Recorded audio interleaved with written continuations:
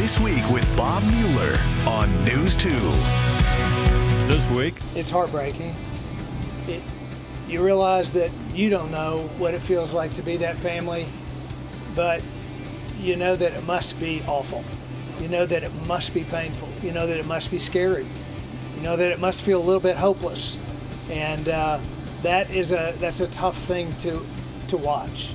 To observe another family in a moment of crisis like that, it's hard to watch. But it is hopeful to be able to walk up and see their interaction with their neighbors and their positive words about how they will make it.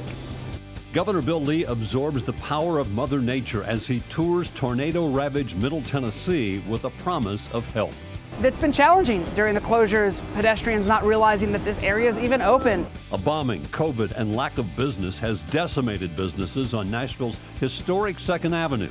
Finally, some good news. This is ridiculous where we stand right now. Democratic lawmakers urge President Biden to act to protect long-term undocumented migrants. The Biden administration has been using both sidisms here. Senator Bill Hagerty takes on the president on Israel and other issues on Fox News. We had about almost 14,000 people just in April connect to our internet. And President Biden's infrastructure plan results in millions to increase broadband in Tennessee. More in our This Week cover story. Hello again and welcome to another edition of This Week. A deadly storm system hits Tennessee, causing widespread damage. A dramatic rise in youth gun-related deaths in Nashville. The president is urged to act to help long-term undocumented migrants increase broadband for rural Tennessee, a result of the Biden infrastructure plan. But we begin with good news 3 years after the bombing of 2nd Avenue. While familiar to locals, these aren't the sights and sounds tourists typically come to Nashville to experience. But it's what they're met with if they turn off Broadway and onto 2nd Avenue. It's been challenging during the closures, pedestrians not realizing that this area is even open. Downtown Council member Jacob Coupin says the lack of foot traffic is crushing businesses. While you could see some activity here today, since 2020, according to the Downtown Partnership, 25 of the 46 street-front businesses up and down 2nd Ave have closed. Their sales are down 70, 80, 90% at times. The street closure and construction have been going on since the 2020 Christmas Day bombing. The explosion leaving 2nd Avenue in shambles. A project like this is so massive. I mean, it's an unprecedented amount of damage that we've seen. There's a lot of historic buildings that need to be taken care of a certain way. But tonight, Metro Council will take a final vote to try and help. The measure would allow businesses on 2nd Avenue to have outdoor music, sell products outside, and put up more signs. I think it's going to be a lot of little things that we're pulling together to make one big impact. Coupin expects it will get approved and for more people to be checking out 2nd Avenue this summer. In Nashville, Adam Mintzer, News 2. In Nashville, shootings involving teens and other young people have dramatically increased. News 2's Nikki McGee has more on pediatricians working on the front lines trying to prevent rising child gun deaths. 2 gun deaths in the matter of a week, both involving young children and both called accidental by investigators. Pediatrician Kelsey Gattinall at Monroe Carl Jr. Children's Hospital says these incidents paint a bigger picture of what's happening in Tennessee. 2023 saw the highest number of unintentional shootings by children that since the data has been collected.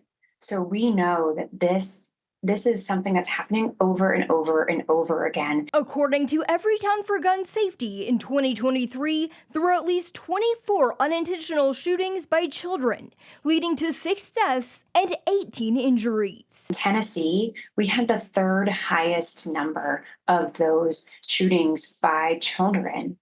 We know that 7 out of 10 times those tragedies are occurring in the home. Dr. Gattinall is working to fight the problem from the front lines, talking to parents about safe storage and encouraging them to ask about firearms wherever their children may be. Having firearms locked, unloaded, and separate from ammunition can help prevent all of these injuries and fatalities from occurring. Since January, Gastineau says the Department of Safety and Homeland Security has passed out more than 70,000 free gun locks. And it's a resource she says parents can find by asking their doctor or local law enforcement. Kids as young as 3 years old can, in fact, pull the trigger.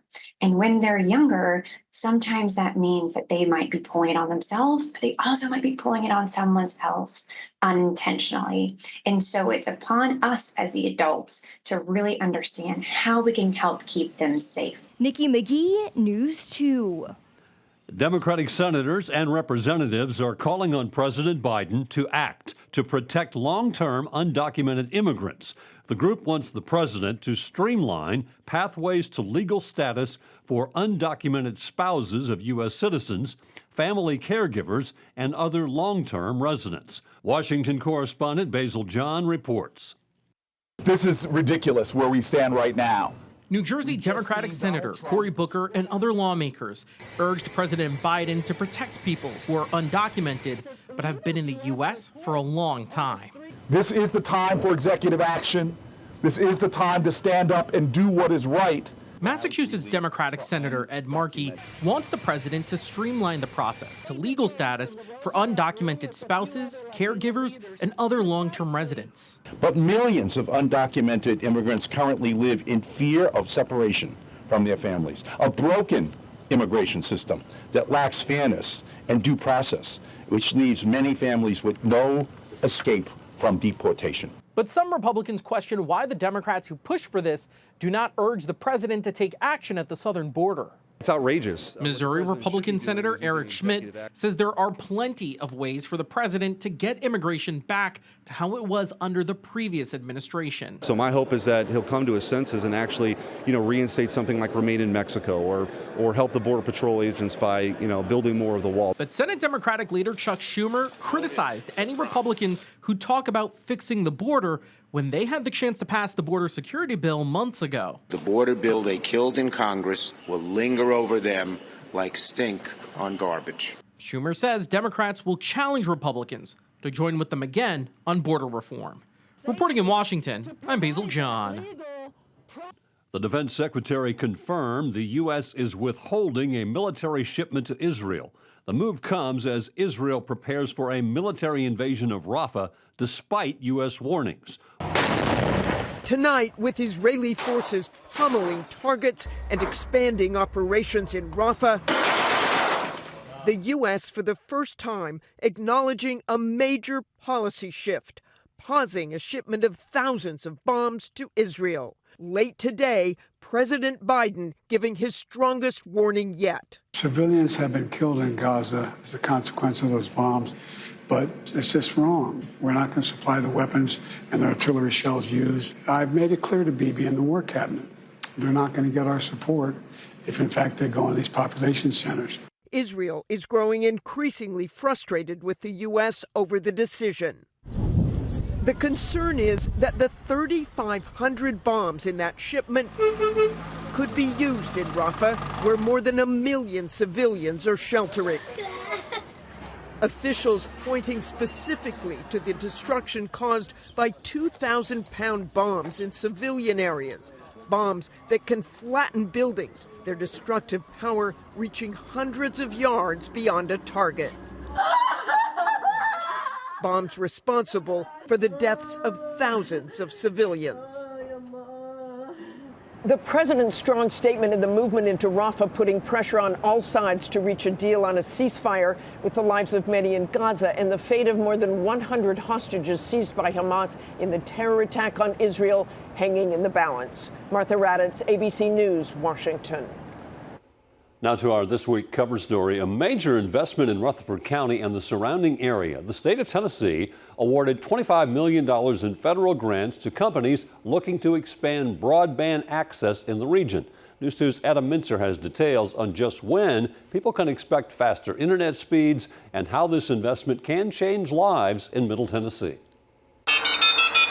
You might remember hearing this noise to get online. But for many, that relic is a reality. Tennessee State Broadband Program Coordinator Taylor Beatty explains. Internet service providers a lot of times have gone to those more urban and then suburban, and then a lot of times the rural communities have gotten left out. Interim Director of the Rutherford County Library System, Mindy Barrett, sees the need for reliable internet daily. We had about almost 14,000 people just in April connect to our internet and use our computer labs. She says people come use the library's Wi-Fi to apply to jobs, do homework, or talk to their doctor. It touches almost all areas of a person's day-to-day life. But State Senator Shane Reeves says help is coming. He's announced $25 million are going to companies in his district to expand broadband access, which includes Rutherford, Cannon, and Bedford counties. I've got stories of children that are driving from out in the rural community to downtown, one of the cities, to go to a McDonald's to do their schoolwork. There are farmers, all of their farming equipment is dependent on Wi-Fi and on broadband on how they take care of their fields. Reeves says even parts of Murfreesboro don't have access to Wi-Fi. This is a giant step in the right direction. And the source of the funding doesn't bother him. Senator Reeves says he doesn't know why anyone wouldn't accept this money coming from the Biden administration's infrastructure bill. It'd be like someone telling me that we've decided because the federal government's going to play a role in subsidizing electricity or water or roads or waste management, you're going to say no. It's a fundamental part of life. A part of life soon more people will get to appreciate. We're kind of getting to the last mile and connecting those folks who really, haven't had a chance to have it. In Murfreesboro, Adam Mintzer, News 2. Senator Reeves says he expects the companies which have received these grants to start working as quickly as this summer, and he is hoping people will see the benefits of these expansion efforts within 1 to 2 years. There is also a statewide goal for all Tennesseans to have fast, reliable internet by 2028. Stay with us. This Week continues in a moment.